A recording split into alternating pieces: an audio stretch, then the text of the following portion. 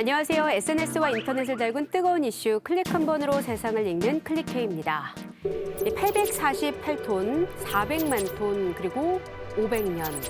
이 숫자들 과연 무엇을 의미하는 걸까요? 우리나라에서 지난해 상반기 배출된 플라스틱의 양은 하루 평균 848톤, 매립되는 플라스틱 페트병은 매년 100만 톤, 소각되는 페트병의 양은 매년 400만 톤에 달합니다. 이 플라스틱 자연적으로 썩는 데는 무려 500년 정도가 걸린다고 하는데요.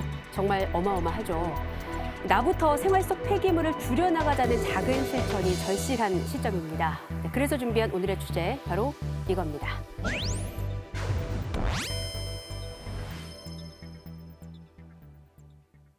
최초의 플라스틱은 1860년대 당구공예 재료였던 코끼리 상아가 너무 비싸서 이를 대체할 물질을 찾다 만들어졌습니다.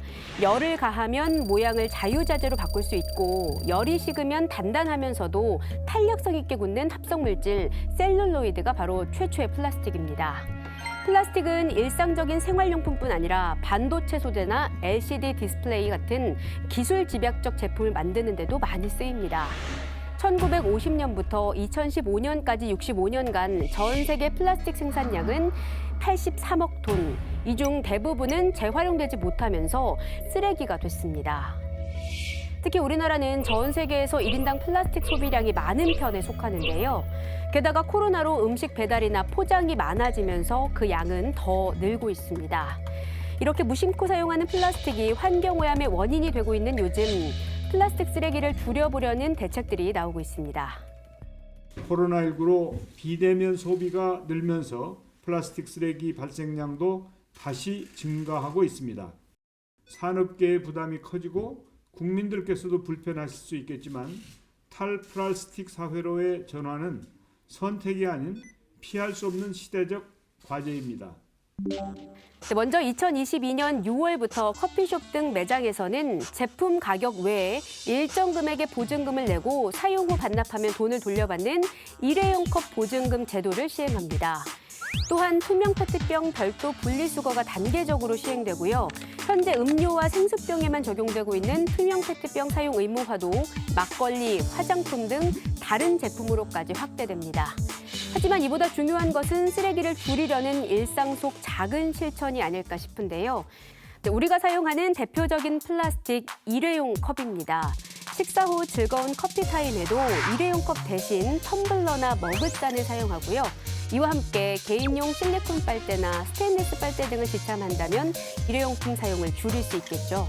마트에 갈 땐 비닐봉지 대신 장바구니를 사용하는 것은 기본 중의 기본이고요. 물건을 살 때는 과도하게 포장되어 있는 제품은 가급적 피하시기 바랍니다. 소비자들이 이러한 제품을 선택하지 않음으로써 기업에서도 플라스틱 포장에 대한 경각심을 가질 수 있겠죠. 플라스틱 용기에 든 음료나 소스 대신 유리병에 든 제품을 선택하고요. 과일, 야채 등 식재료를 살 땐 집에서 미리 밀폐 용기를 챙겨간다면 무분별한 비닐봉지 남용을 막는 데도 도움이 될 겁니다. 하지만 아무리 플라스틱 사용을 자제하려 해도 아예 사용하지 않는 건 어려운 일입니다. 특히 배달 음식을 자주 시켜 먹는 분이라면 공감하실 텐데요. 배달 음식을 주문할 땐 가급적 플라스틱 숟가락과 젓가락은 거절하고 가까운 가게라면 음식을 주문한 후 집에 있는 용기를 가져가서 직접 포장해 오는 것도 좋은 방법입니다. 여기에 하나 더. 음식을 먹은 후에는 이물질이 묻은 용기를 물로 깨끗이 씻어서 버려야 합니다. 세척이 어려울 정도로 오염이 심하다면 부피를 줄여서 종량제 봉투에 버려야 하고요. 음료의 비닐 라벨이나 플라스틱 용기에 붙은 비닐 포장재는 말끔하게 뜯어내고 버리는 것도 올바른 재활용 습관이라는 점 기억해 두세요. 플라스틱 사용을 줄이는 거 더 이상 늦출 수도 없고 늦춰서도 안 됩니다. 환경도 지키고 건강도 지킬 수 있는 플라스틱 사용 줄이기 함께 해볼까요?